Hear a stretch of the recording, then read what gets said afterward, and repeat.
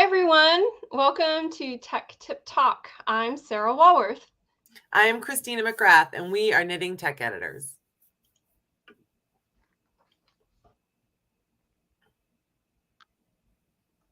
So on this month, we are continuing interviewing. Hold on. Oh, I gotta introduce us. See, Christina is so excited about our guest. She's just jumping in. So here we go. Here on Tech Tip Talk, we answer your questions about tech editing, knitting design, and knitting pattern writing. We invite you now, if you're joining us live on YouTube, to put any questions you have for us into the chat, and we'll do our best to answer them during the session. Go! We are interviewing Anastasia Williams this month. Anastasia works with all types of fiber industry business owners to help them build sustainable and profitable businesses on their own terms. She really is a no bullshit marketing guru, and we are here for it. We have gotten a lot of questions for her, so let's get started. All right, we're going to let her in to the studio. Hi, Anastasia. Hello. Thank you so much for coming on and talking to us. We're so excited to have you here. Yeah, I'm so excited to be here. Thank you. And if I don't know if you noticed, but everyone's like, hello in the talk, no questions, just thrilled to be here live with three of our favorites. So thank you. I appreciate that. What should we start with? Christina? So let's just start right at the core of things. How did you get started working in the knitting industry? Because I know you didn't always begin is what you're doing now. No. So I am former life yarn dyer. I was a natural dyer for several years. And I kind of bowed out of that. I mean, I'll skip the big preamble prior to that, but I kind of bowed out of that when I had my son, because natural dyeing takes an incredible amount of time, and I was kind of losing the passion for it, to be honest. I mean, I'm just going to say it as it is. But I have this problem where I have all of these ideas for businesses, and I love starting businesses, and I'm kind of like one of those people who has been a serial entrepreneur, whatever. Like some failed ones. Like I had a dog bakery at once, and I had a tutoring company for a while, and I had like all these random things that I did, including yarn dyeing. But I really like the fiber world. Obviously, that's newer to my life-ish. So I decided to kind of stick in there, and I realized that helping other people with their businesses, which I was just kind of doing it anyway, is something that I'm really passionate about. I can help everybody else start their businesses, and I can just keep with one. And that's how this started. So if you're a serial entrepreneur, how do you not keep jumping into more businesses? You like stay with one, you said. Yeah, well, yeah, doing this helps that, because basically I have the ability to, share ideas with other people who are either starting businesses or already have them. I mean, like, I don't necessarily want to do the work of all those businesses, right? At all. But I do love to give my opinion a lot. So this really works out great for me. Awesome. And everybody else. So when you started your business, what did you find missing in the industry that you felt you could provide? And what services do you provide, and to whom do you help? Okay, good questions. So as far as what I provide to whom and what, I'll kind of start in that order, go backwards a little bit. So I provide marketing and business coaching services to primarily fiber arts related businesses, though it does expand to like creatives and have like a parrot trainer even, like there's all kinds of people that I help. But the primary thing that I like to stick in is kind of within the fiber industry because of my experience in there. I've done a lot of things. I've got farm experience. I have I went to shearing school, LOL. I'm not a shearer, by the way. And, I've done kind of all of those things. But what I noticed when I was a yarn dyer, there's lots of business coaches out there, like a gazillion. You can pick anyone that you want. And I started getting really into some of the business coaches that are in the UK, because like people like Josephine Brooks, Jen Carrington, Sarah Tasker. And the reason is because they have this really kind of gentle way of marketing. And I thought, I kind of like this. It's better than the loud and the shouty and the, 6 figures in 6 weeks or whatever, Yeah.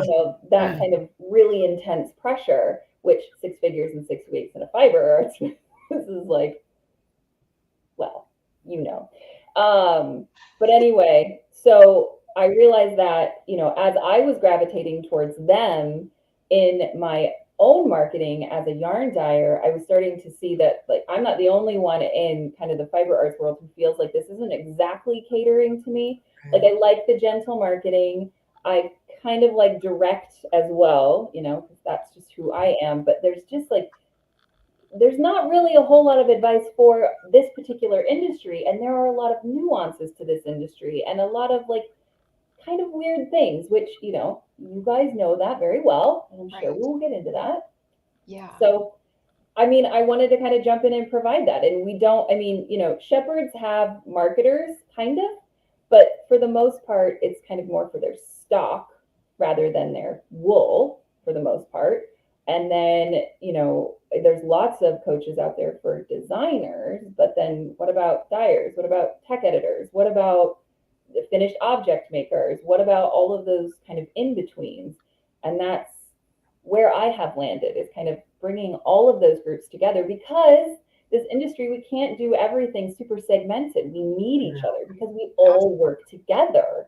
So having a group, like I have a membership, right, with all of those different parties allows them to work with each other to figure out what the needs are, how to best run their businesses, et cetera, et cetera. Yeah, we are so 100% for building community. Well, everything, like she said, is so interconnected, and there is a lot that's very specific to this industry. So it's not surprising that you're able to, do,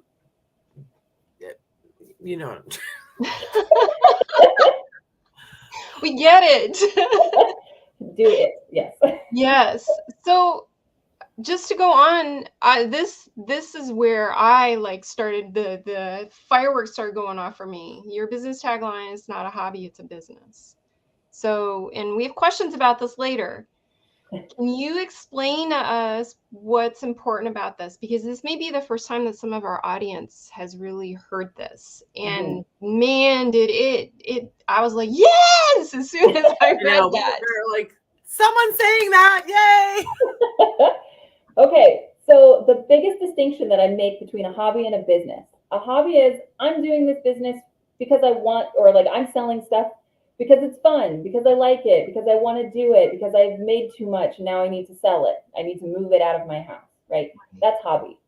Business is, there's a need, there's an audience, I want to serve, I know exactly what my people want. And that's the difference. That's the difference. Is one, hobby is, I'm doing this for myself. Business is, I'm doing this for other people. And that's, I think, the biggest distinction. I love that. And that takes some work. How does that change? How does that change? No, how does that change, like, how you, like, so framing it that way as a business and fulfilling a need that is out there is also part of what's going to help you be successful and be profitable, as opposed to, I'm doing this because it's fun and I like it. Yeah. Like, shifting your focus on why you're doing it is part of what's going to help you be successful, wouldn't you? Right? Yes, exactly. I mean, that's the thing, is like, you can, and I hate to kind of use examples that, I mean, are kind of like, don't do this, but don't do this. So I have, I've worked with plenty of designers who are like, I just made this design and I liked it, and so therefore I'm going to sell it. And it's like, okay, great. But the thing is that in order to make a sale, you have to have a need, right? And so people need to, need. We'll talk about that. We can talk about that too, because that's sometimes tricky for people in a luxury industry. But having that desire to like meet a need that exists in the market is what's going to sell products, versus, I like this, because you could be the only person on the planet who likes it. And that doesn't serve anybody but yourself. So So it's not bad to serve yourself. I mean, if people want to have a hobby where they're producing designs, and that's okay. But I think that mind shift to serving others, knowing what the need is and filling a need in the industry, that takes some work, that takes some thought, that takes some planning, that takes some deciding you're going to do things differently than just approaching whatever you feel like doing. Right. I mean, it changes everything. It changes absolutely everything in the way that you run your business, and the severity or the degree to which you take it seriously too. I think that there's a little bit of a difference there. Sure, you could take your hobby business seriously, but there's usually a bigger driver when you are at the service of others. Yes. Well, and serving others, for a lot of us who are creatives, that can get you up in the morning. It's like, oh, it's not all about me, right? Yes.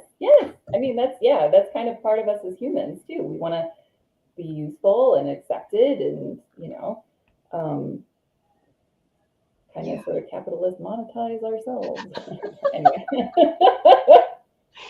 Yes, I get it. So for all of those of you who are watching live, feel free to throw any questions you have for Anastasia into the comments, into the live chat, because we'd love to. You feel free to ask. That's why we're here. Christine, you want to grab a new one? Oh, I was just gonna say the same thing to you. So what you're talking about though is marketing, and we have a couple questions we wanted to ask you about. What advice would you give to a new designer just starting out? What is your best marketing advice for designers? And they're kind of the same question, but maybe they're not. I'm not sure. Well, I mean, when you're kind of starting out, and there's a lot of things that I feel are really important to have set up foundationally in your business when it comes to marketing in general. And I think that kind of plays into, what marketing advice do I have? Is like, make sure you have these foundations in place, because a lot of people don't, right? So when I say, you need to know what your greater purpose is in your business, yes, right? Like, and I have had many conversations where there is nothing that comes out of that. It's just kind of, I think it's fun. I think these are cute. It's like, okay, great. Where are the emotions? What's the purpose? Everybody has something. And I mean, if we need to take an hour and go through your life story, which is literally what we do, right? You go through your entire life story and figure out, why do you believe what you believe? And how does that impact, how do you function on a day-to-day basis? Like, it gets really deep, right? And sometimes we think like, okay, listen, like, I'm literally just dying a skin here. Please, like, I'm not like trying to save the world, but you are, and you just don't realize it. Anyway, so having that purpose and being able to communicate that is very, very critical. The other critical piece is knowing who it is that you are serving. So that ideal customer avatar, whatever people call it. But that is probably, alongside your purpose, the most essential piece that you need to have, and have it very specific, and not just, I serve women from the ages of 30 to 65 and they like to knit. Okay, that's a very big, broad audience. And how do you narrow down what that audience needs if you don't know them and you don't know kind of what those specifics are? So I would say those are the biggest things, is being able to have both your why and your who very well established in your mind, because that will make your marketing life and your business life so much easier. Because you know who you're talking to. Yeah. You know who you're creating for, or you know who you're trying to appeal to for the various parts of whatever business you're doing, right?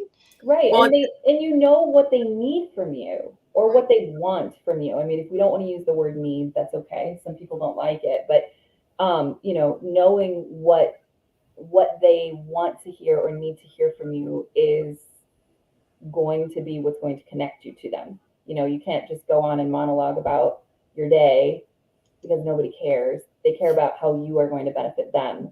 Right. As horrible as that is, it's actually very freeing in a lot of ways. Right. Well, it's funny when you begin these businesses. I mean, you can't market well if you don't know who you're talking to and you don't know why you're doing it. Like you just said, that's the key thing, right? But when I first started doing this, I'd never heard that before. I had no idea that I had to have know who I was talking to. And I think a lot of people don't know that. Right. I think a lot of people don't realize that in order to be successful and get work or get business or sell your items, you have to know who you're talking to and you have to market yourself well.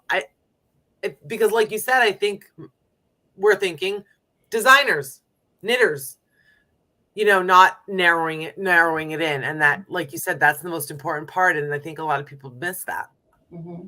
And I think there's probably a bit of a reason to that, for that. And I would say it's because when we, in our lives in general, when we are marketed to well, we don't even notice it.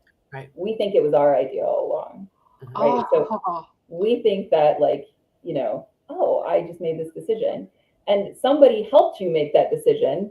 And for a larger company, somebody paid millions and millions of dollars to help you make that decision.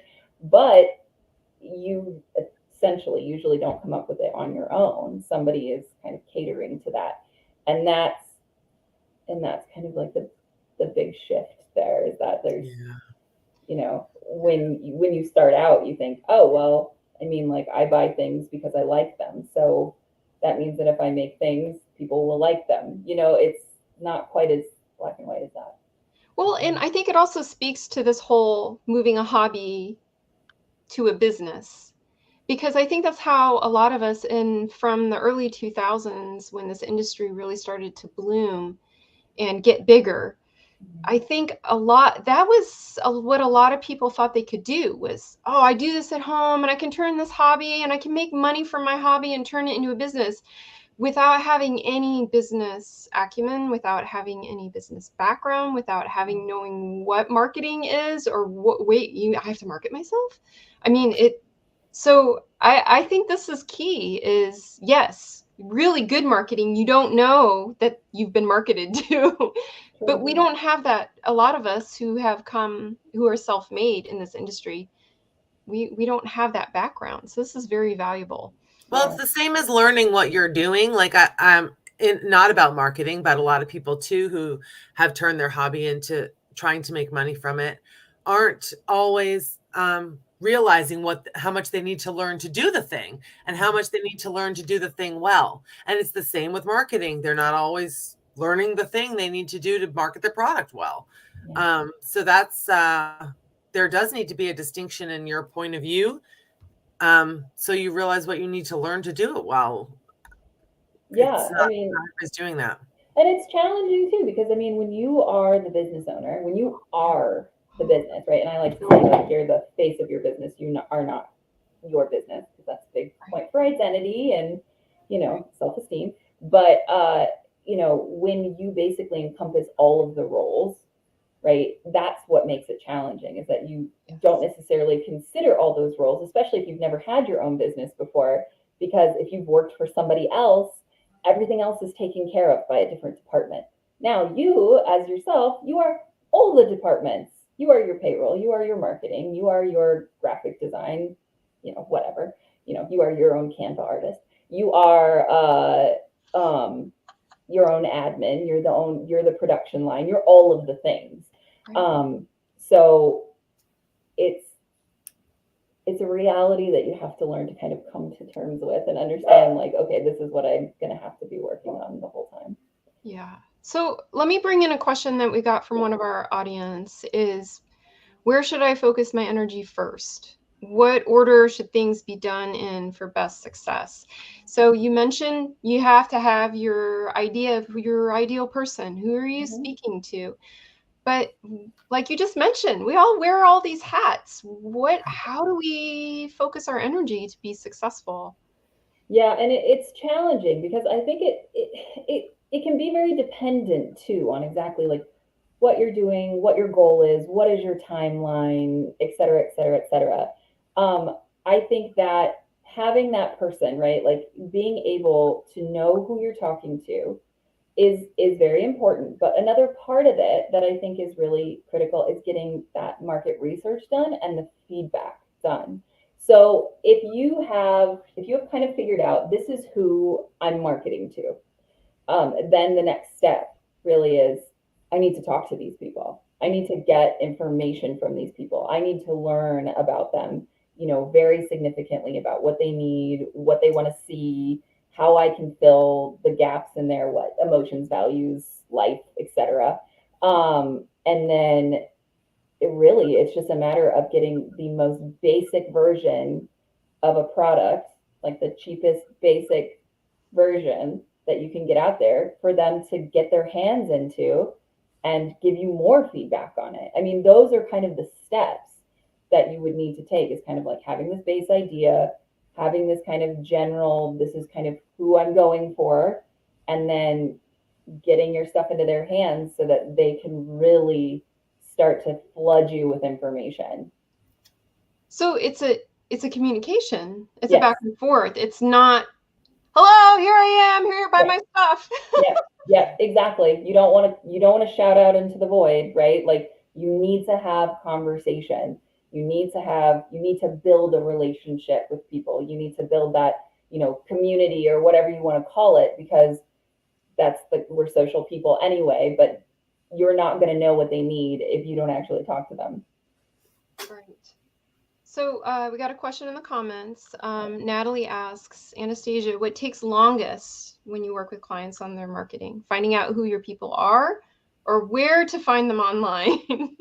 I would say when it comes to kind of knitting in general, in the fiber arts industry, it's going to be finding out who they are, because the majority of people tend to be spending a lot of their time on places like Instagram. Like, we are much more Instagram heavy than we are Facebook heavy, depending on your generation, if we're perfectly honest.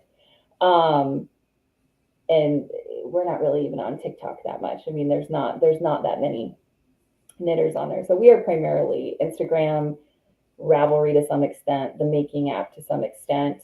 But knowing that, and fiber art shows, right? Like going to actual shows in person, or Vogue Knitting live, or whatever. Like, those things are the places that we know for the most part that knitters are going to be there. But then the problem is then, okay, so then we have a very wide range of knitters. Very wide range of knitters. We are not all the same at all. So you then have to figure out, okay, so based on my product, product being, design or whatever, then who is going to be the person that is drawn to this? And what are some of their characteristics? Kind of what's that age for them? Or then specifically, where are they spending more time? Right. So if you have somebody that you have an ideal customer that maybe is retired, maybe is over 60, then honestly, I mean, they're probably not going to be as much on Instagram as they are going to in-person shows. Sometimes the older generations, they like to spend, they want that face-to-face communication. It's also, that's part of their generation. So, knowing kind of where to find them is a little bit easier once you know who they are. That's awesome. And I think it is kind of interesting that our industry only has so many places. So it really is narrowing it down who in those millions of knitters, if you are a designer, who in that group are you trying to talk to? Yeah. So what other questions, Christina? Well, so one of the things we really admire so much about you is, I don't want to say morals and ethics, but kind of like doing things for yourself and for your business for reasons that really matter. So one of the questions we wanted to ask you is, how important is it to align your business with your values, and how do designers do that? How can designers do that? I think it's critical. I think it's, right. I mean, I say a lot of things are critical. So let's take that with a grain of salt. But I do think it's really important. I mean, all businesses essentially align with their, they will function along with their values. And if they don't, it's very apparent. Because the thing is that our values, we consider them part of our identity as people. So when we make purchases, those purchases typically are going to align with our values, provided they're not like a commodity. Well, even grocery stores, like there are certain grocery stores that I will go to because I like the way that they do business, or I like the way that they save me a little bit of money, and I don't like to be price gouged over at XYZ place. You know, like there are certain things that I will spend a little bit more on because I align with the values. So, I mean, how you do this is just built into the fabric of your business, right? Who you show up as in your business, the things that you stand for, right? Like if you are a size inclusive designer, then you are going to have that range of sizes. You are going to make sure that that is a priority for your people. If fit is really important to you, then you are going to have lots of conversations around fit and maybe modifications and things like that. Or if, you know, accessibility and like the pattern itself is really important to you, then maybe you will have quicker designs that are just fun and bright colored and allow somebody to just get their hands into the craft to get them started and have a quick win, right? Like I have designers that I've worked with that are like that too. And that's very successful for them, just as it is for somebody who is more advanced as a designer or has more advanced designs, I should say. Right. So values are critical. But when someone is trying to hone, okay, how is the value finding or defining as important as finding the person that you're speaking to? Is it also just part of that setup? Like in your heart, you have to be very clear about what, or is it just naturally something that you generally figure out as you go? You know, and I think, well, for me, it's been very natural. It's just kind of like, oh, I learned this, so that means I'm going to change things to accommodate this because I don't like how that feels, or it Right. feels disingenuous, or it feels whatever, sales tacticy. And I think that it gets really tricky for women, especially, right? Because there are a lot of things that we are like, I don't want to seem pushy or whatever. And that's not necessarily a value. Right. That's like an inherited patriarchal Yes. issue. So, but I think it's important to recognize what is a true value, like a belief system, right? A belief system is different than, you know, some of these things that we actually like internal narratives. Does that make sense? So I think it's kind of hard to separate the two sometimes and figure out which is which. But I don't know. I feel like most of the people that I work with, those values come right with them. They just kind of step in through the door with them of like, okay, this is, you know, I don't want to do XYZ because I don't like the way that feels, or, you know, and we talk through it, you know, okay, why does it feel bad? And is it because it's a value? And so we need to figure out how to align your business with that and shift it. Or is it a negative internal narrative that isn't true? It's invalid, that we also need to kind of look at from a different perspective. I don't know if that really answers the question. Well, but that's a really good point that you are, because so much of your values in your business are going to come up for you and get figured out when you're met with certain choices that you have to make. Yes. You know, you can't anticipate everything ahead of time when you're doing your planning. It's going to sort of come out as you have to make different decisions along the way. And yeah, sometimes you need to kind of challenge yourself and say, okay, am I making this decision because I'm scared of something, or I don't feel capable, or I don't feel good enough, or I feel like I'm not allowed to, or do I really feel like this is a bad decision and I don't want to do that? You know, because that totally happens. And I think you're right that it happens more for women because of the patriarchal, you know. True. Yes. It's just a true thing. I mean, it's just true. Well, and the thing is what I think that is another issue for us as, I think it's kind of in the makerspace anyway. We're out here in like nicey. Well, I think you're right. I think it is. Feelingsy. But like, you know, there's a lot of issues along with that, in that, you know, we don't want to do anything that's going to like ruffle feathers, or we don't want to be too outspoken. And I think that, you know, there are definitely situations in which that is not the case. There are certain individuals, but by and large, we are kind of tiptoe, eggshells.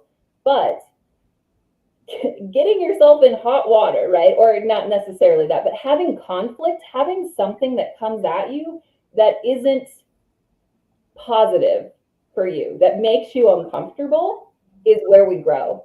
Yeah. And that's where we can start to refocus or realign our values or reaffirm them. So I'm going to give you an example of something that literally just happened to me. So I posted something about Arizona tea and how like he's a billionaire who owns it and he's never raised the price in 30 years because he doesn't have shareholders to answer to and he doesn't have a need for the money.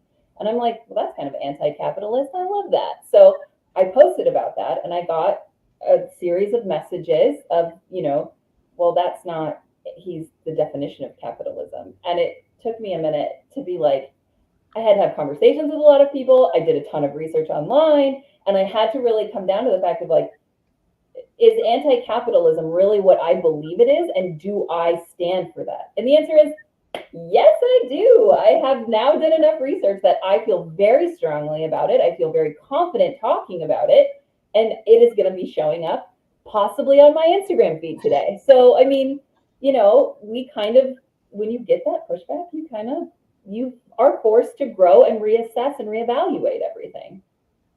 And that'll help to define your business. Yeah, and I love that you're not afraid to ruffle feathers. I think, Christina and I both feel this way about a lot of things, is we want to see things change in our industry, but we're okay saying what we think, and people can take or leave as they see fit according to their value system. But I don't like hiding. I don't think hiding behind an image of something is healthy. No, and it's disingenuous. I mean, you're not really showing up as yourself in your business. And if you are seriously like a solo entrepreneur, that's probably about the worst thing that you can do is be like a hidden object to your customers. They don't like that. We want that connection with the people we're buying from. Right.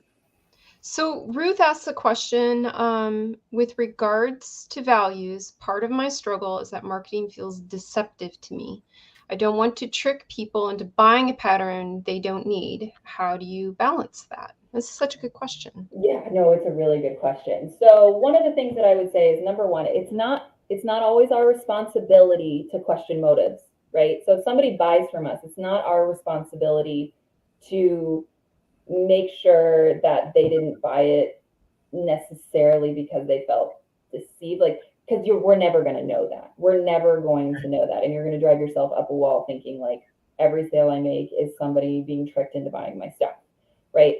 So the thing is that marketing can be extremely deceptive, extremely, and we see it all the time. And it's the things that, those negative experiences that stick out to us that make us think about marketing. But when we're marketed too well, again, it doesn't feel like marketing. It feels like it was our idea.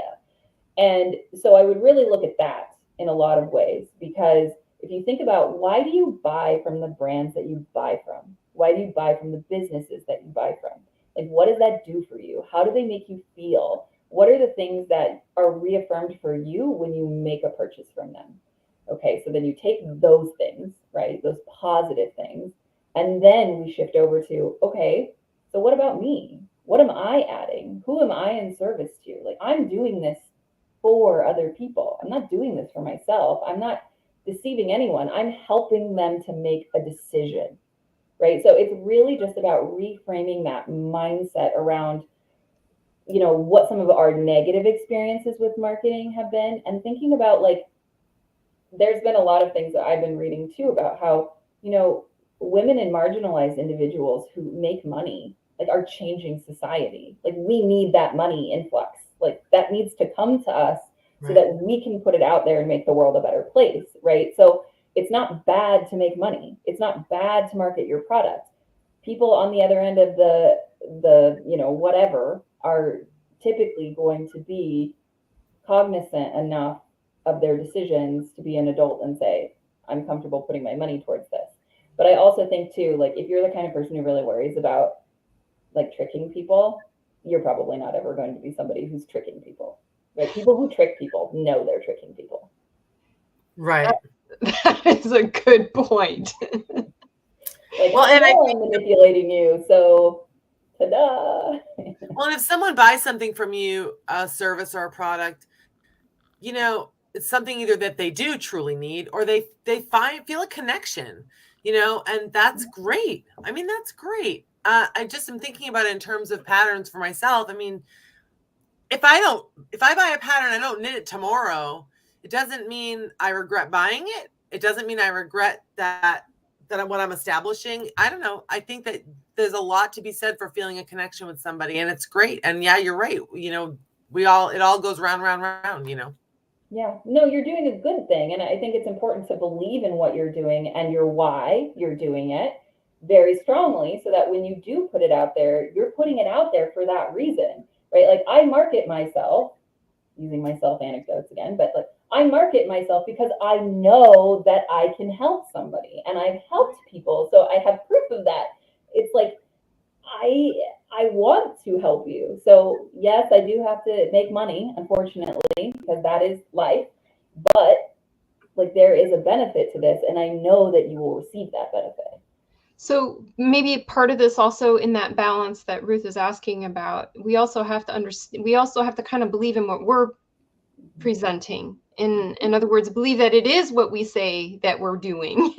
Yeah. So that we're confident even in what we're offering is, hey, here's what it is. This is the facts. This is what I do. This is what I'm offering. Yeah. And it's valuable.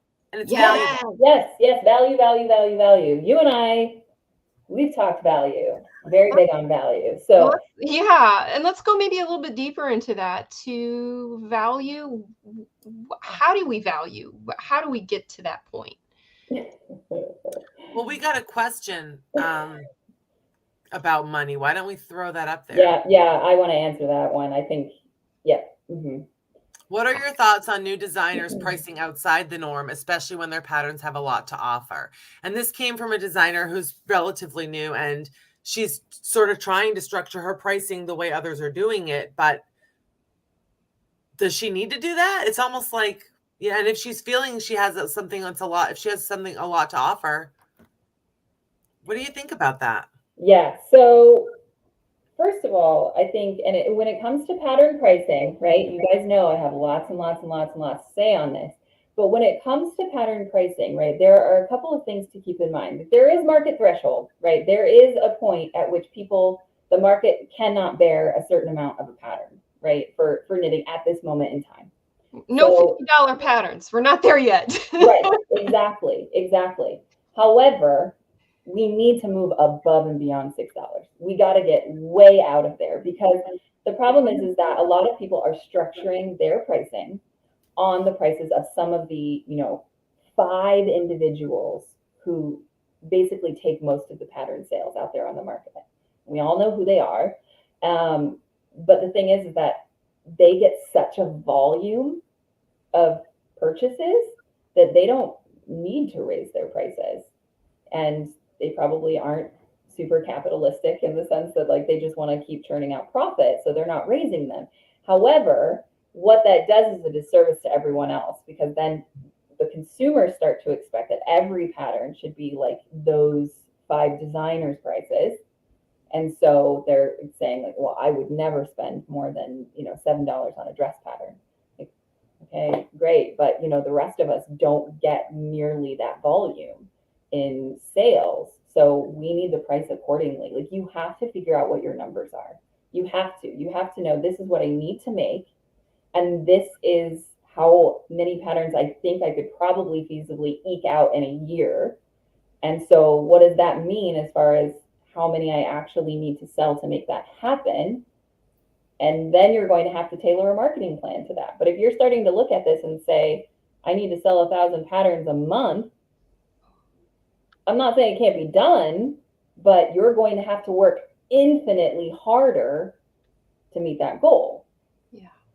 Your pricing has to be sustainable. It has to be sustainable. I mean, the thing is that I feel like patterns in general are too low. I think everybody should raise their prices. Yes. Amen. Everybody. I mean, agreed. Everybody should do it. And it's not a scary thing, right? It's like, if you think that you have more to offer, or you think that you have a quality pattern and a quality product and you believe in it, then get at least $10 for it, please.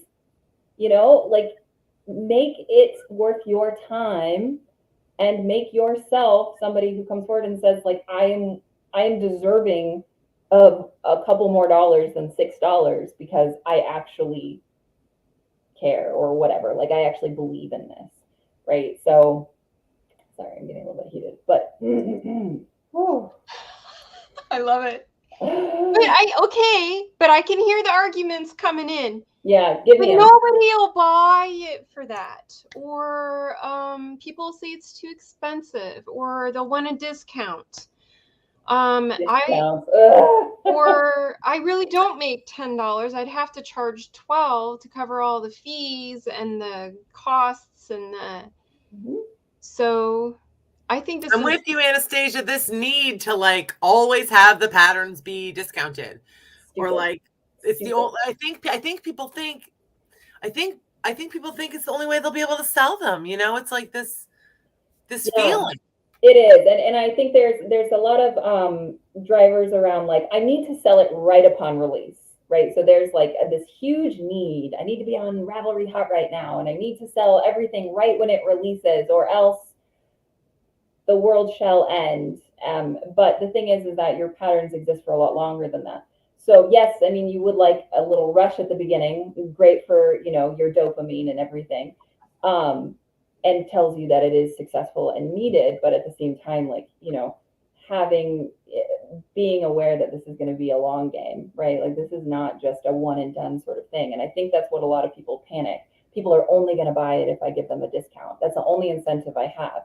Like, no, the incentive that you have is your marketing, right? The incentive is what you say it is. So this is a quality pattern, and because of XYZ, you know, that I can think of many designers that it's just like the lead up to it is so engaging, and there's so many belief systems behind it, and like, okay, I'm gonna make that. That's amazing. I'm so excited about it, and when it comes out, I'm gonna be the first to buy it, right? So, you know, I'm just trying to think of like, I think she's in here right now too, but Jen Parasini, yes, is a designer that is in my membership, and I adore her. I've taken some of her classes. Like, she's the best. But one of the things is she thinks about her people, like to the point where I'm very jealous actually of her ability to do that, because she thinks so deeply about what they need and want, that like her way of communicating it just makes people go, I'm knitting everything she designs. And I've worked with people also who knit everything that she designs, and they set their calendar out for, I know she has these patterns coming out, and I'm going to knit every single one of them. Like, I know people that do that for her. And so like when her big Hudson and West collection came out in September, I think, the Stella sweater, and it was so beautiful. And Hudson and West did a really great job of building up that excitement too. But I bought it. I'm still working on it. It's taking me some time. But you know, she really thinks about like everything, the whole package. And I love that. It sells it all for me. Exactly. So we're all gonna go find her after this broadcast. Are you blushing, Jen, over there in the comments? Jen said, "I'm here." She knows she's good. She knows she's the best. I think this is something that we need to talk about, though, is the way that selling patterns online in our industry has evolved. Is people feel they can only do it this way, where they offer it at a discount to get on Ravelry Hot right now. They can only sell on Ravelry, or you know, this. I almost wonder if our industry is starting to make a shift to, God, I hope so. hoping that there's more creative individuals that can kind of find these other pathways to sales, these other pathways to finding their perfect person, to meeting the need in the market. Because I want to see all these patterns that aren't just always, I want to find a new way to do this instead of how it's been. People feel this is the only way. Right. And here's the thing though, it's like, when you start to do things the way that everybody else does them, because that's the way it's always been done, how will we ever make any changes in this industry? How will we ever make any changes in the world? You know, like, we have to be willing to step outside that box. You know, a discount is what everybody does. So people who are literally brand new designers will just say, I'm going to offer a discount because I know that's what everybody does. Right. Like, okay, but do you know what you're doing in that process? Number one, you're perpetuating more people buying at a discount. You're perpetuating more designers feeling like they need to offer a discount. And then at the same time, you're devaluing your product right out the gate. I mean, this And is the what it thing that I does is always it say. No other industry automatically discounts their products upon release. So I don't know why on earth we do. Knitters continually expect that now. Yeah. So they expect not to pay full price for patterns, and they expect them to be cheap. And so they've always, used to be free, right? And now, so they expect them to be cheap. And now that there's all this discount stuff, then you have like the pay what you can pricing a lot of designers do. And so now that's just expected.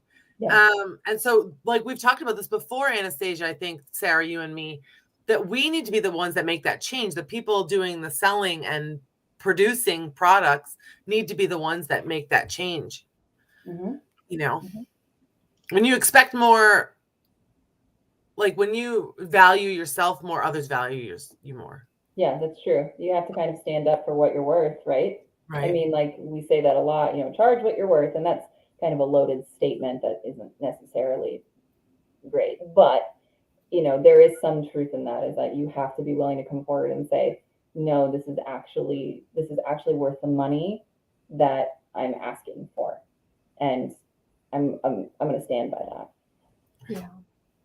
So specifically, what would you like to see change in our industry? Like, what's your vision for how we talk about change? We talk about changes in price structure and how patterns are offered. But what would you see as being something that is a positive change in our industry? So what I would like to see is no more free patterns. Or at least, like if you are going to offer free patterns, I think that you should just leave it at one. Like if you want people to know your style or whatever, feel like they can trust you so that they can spend more on a pattern, like I think it's a little bit meh. But I mean, I don't think that there should be as many free patterns as there are out there. And I think that is a result of a lot of people just not taking it seriously as a business. It's a hobby industry, yada, yada, yada, patriarchal, da, da, da. Anyway, we could get into that, but we won't. So I would like to see pattern prices go up. I would like to see people start to look outside the main 5 designers that kind of rule the knitting world. I would like to see everybody actually get a little bit more in pay, to be honest. I don't think tech editors charge enough. I don't think that shepherds get nearly the amount of money they need to. I just think that like the division of money could be a little bit more spread out, to be honest. But I also think that, we have a lot of people in this industry too who just don't believe in themselves. Yeah. And I think too that's because we are primarily women and marginalized individuals, and it's been ingrained in our system to not believe in ourselves. Mm-hmm. And it kills me. It breaks my heart. I hate it. And I think if we can start to kind of learn that we are really valuable human beings who have something really valuable to offer, and we deserve to make money so that we can continue to make the world a better place, then that money that we make can be spread across the rest of the industry, and it can be very kumbaya, right? So anyway, that's my utopia. I love it. We're with you. We got a question. Yeah, sorry, I was going to say. We got a question in the comments. Could you talk about the crochet market, or is it all about knitting? No, it's not all about knitting. I mean, I think this applies to both. I think this applies to pretty much most of the arms of the fiber industry, to be perfectly honest. And that's what you do. You have lots of different variety of business owners in your collective that you're working on the same practices. Yes, exactly. So I mean, I also work with crochet designers. I crochet. So I mean, it is still the same thing. It's just that crochet has like a different / smaller audience, right? So it can be slightly more niche in a way. But I think everything just needs to kind of improve a little bit. I just think in general, we need to get more this is valuable kind of conversation going on all of those playing fields. Absolutely. So what are you excited about now? What's got you going? What's makes you move and jump and dance? Oh, okay. So at the moment, for me, there's been a couple of things, and that's working on kind of making money as a social justice thing. I'm getting really into that at the moment. I kind of I'll get like really hyper focused on like a specific thing, like, ethical marketing was one for a minute. And now we're going to go into, money as social justice tool and like kind of all this stuff. But part of it is really learning for me, like digging more into my person. And it's more than just like, I need to know how to market my business, right? Because that's kind of the after effect of everything. That's kind of like the last step is now, okay, now we actually market the business. The first part of it is how do we get through your mental blocks so that you can actually go forward and do that?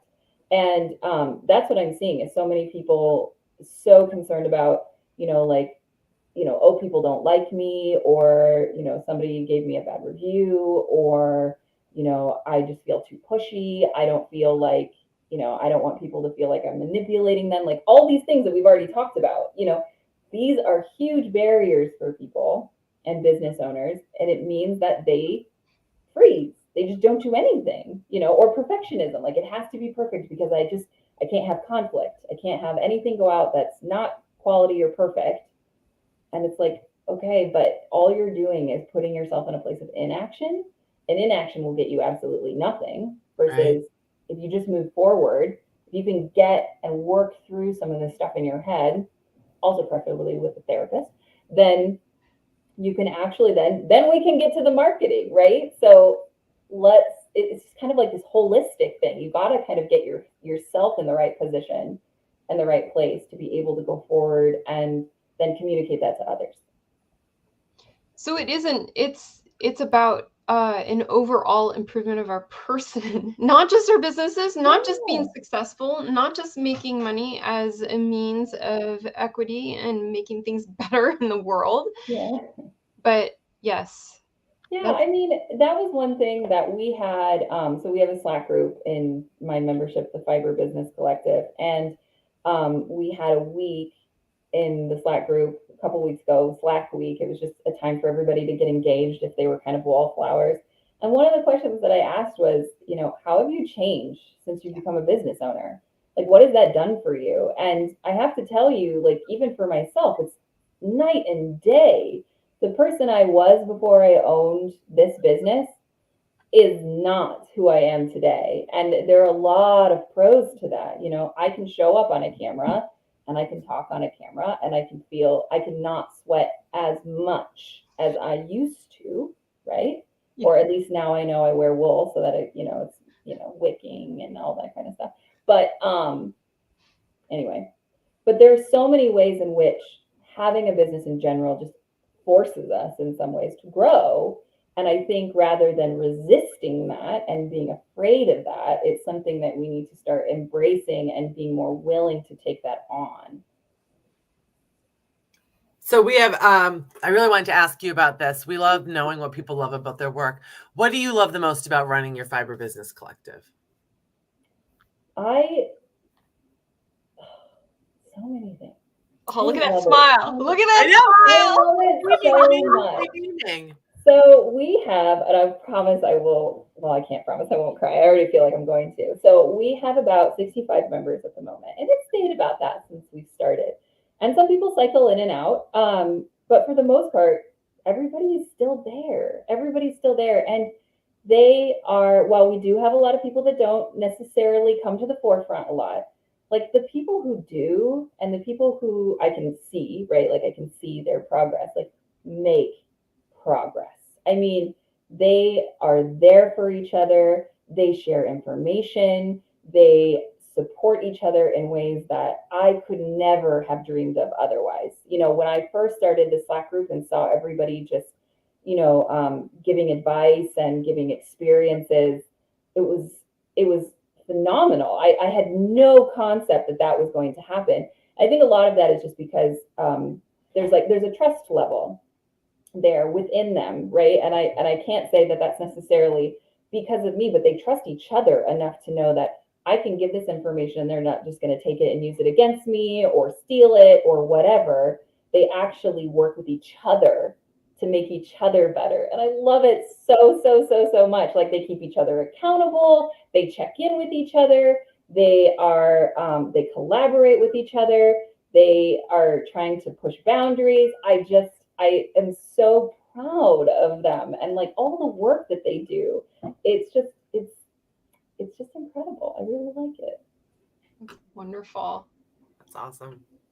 So we have about 5 minutes left. Those of you who have joined us live, if you have a question for Anastasia, throw it into the comments in the chat box. We'll start wrapping this up. We have one more question from our audience that we got ahead of time. Yeah, we have one more we didn't get. Yeah, we kind of covered this, but we're going to back up to the beginning. Here we go. How long did it take for your business to go from hobby to profitable? There we go. Hobby to profitable. And what things outside of the norm did you do to get there? Okay, well, I'm a little bit of an exception here because keep in mind, like, I run a coaching service. Yeah. Right? Like, I'm not a designer. I'm not a dyer anymore. I'm not any of those things. So, my path is going to look different because typically the profit margin on coaching is much higher and larger than it is on like a product. So, anyway, that being said, the thing that I realized is that I couldn't be afraid to say what I thought. And I couldn't be afraid to start pushing boundaries a little bit. When I came out and said that I really disagree with discounts, I feel like everything in my business changed after that, because then people started finding me and people wanted to have that conversation, and it was a real big driver, and it made me realize, like, this is stuff that everybody's thinking, but nobody's saying it. And so I've had to learn that it's okay to be a little bit more outspoken about some of these things that aren't, circulating so widely at the moment. We want to get them circulating. We want these thoughts to be out there so that people can start to process them for their own businesses.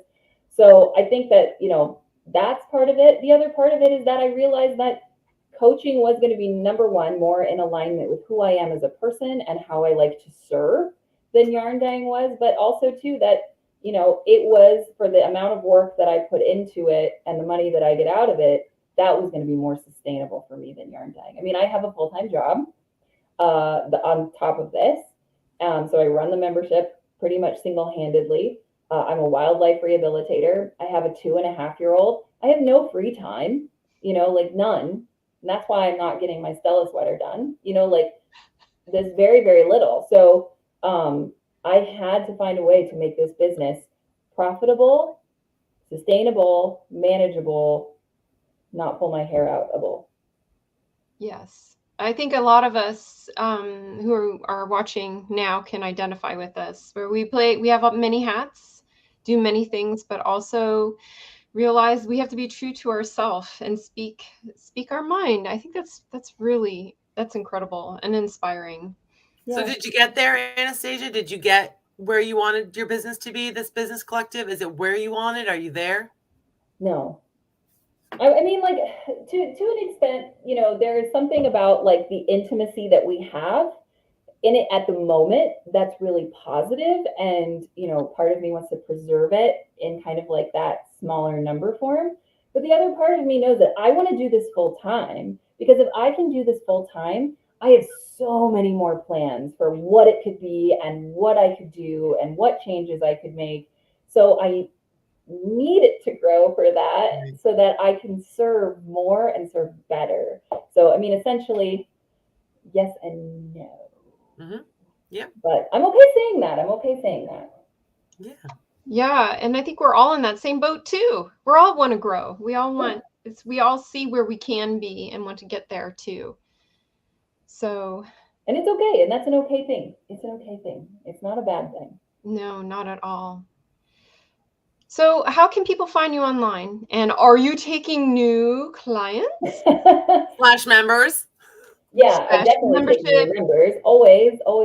So As far as one-on-one, like I basically I'm on an as-needed basis. I don't really advertise the one-on-one as much. My members do it a lot themselves because they get a discount on one-on-one services. But I do have a couple one-on-one clients, and I will take them.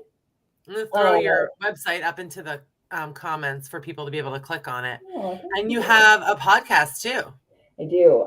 It's been a little bit quiet. It's going to kick back up again in May, but it's called Making Magic. So basically, talk all things business marketing, with those fiber business tie-ins.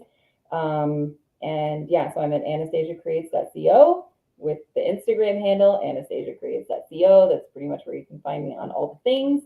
And those are really the two places that I spend the most time, in my membership and on Instagram. Thank you for being here today. It has been thrilling to talk to you for the last hour. I can't say yes enough. I want everything. Well, and I think like every time we talk, like we could go on and on. I know. There's so much. There's so much. Like I can't believe this hour. This I hour. know, and we didn't even get like that heated or spicy. So I know we really didn't. Yeah, we could just go on and on. Well, thank you so much. I just love talking to you guys. You guys know that. Well, I think that's just testament to how what you're doing is so important. Yeah, I think it really is. I agree. And we're really glad that you joined us. Thank you so much. Yes, thank you. Keep on keeping on. And thanks again. We'll see you. Okay. Thank you. Bye. And okay, you want to be on the left. Always. No, you're on the I'm on, okay. Me on the left. The screen is like flipped and it messes with me. Oh. So thank you everyone for being here today. We're super thrilled to be able to host guests like this from our industry. And we want to tell you the way that we're able to do this is because we have a Patreon.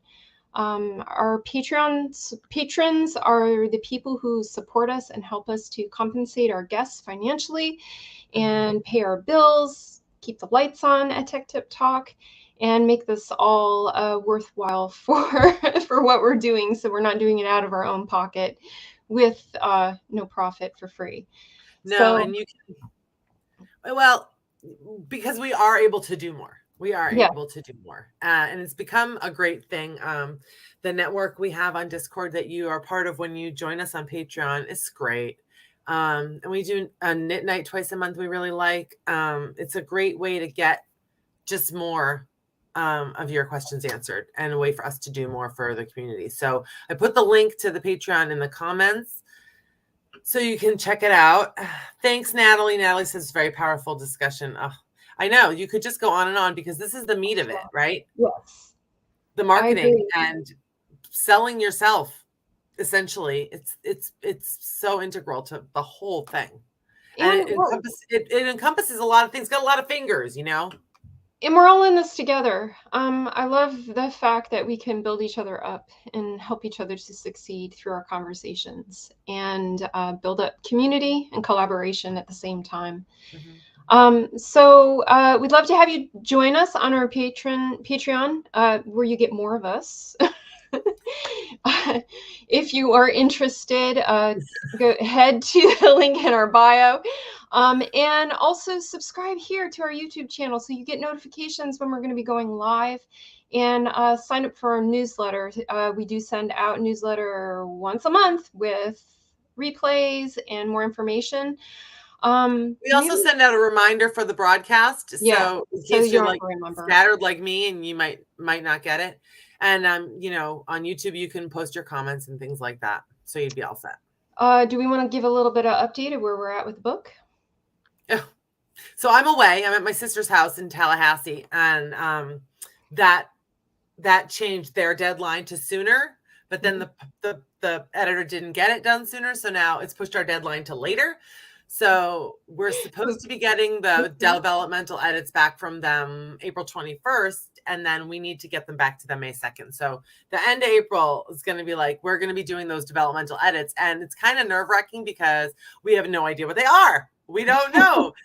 We've never been through this write the whole book.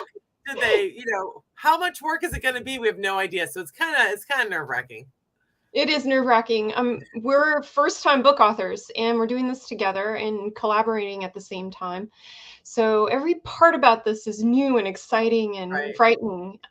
We're super excited to be to have such great editors mentoring us through this whole process. We're really happy with the people we're working with, which is so much of it, And we keep our patrons updated, and also in our newsletter and on our website, of where we're at with this whole book process, with the goal that it will be available to purchase in fall of next year, 2023. Right. So book publishing takes a long time, not like patterns like can be out in like a month. This is like a long process. Oh, and on Patreon, we do a Friday check-in every Friday morning when we're working together on Zoom. We get a little goofy and off the rails, but if you do go on there, you should check those out. All right, so we'll see you guys. Our next talk is in May 16th. Same time, same place. We'll post a place where you can set a reminder on YouTube after we log off here. And we'll see you May 16th. And we're so glad that you guys could be here with us today. And we'll see you in May. Bye.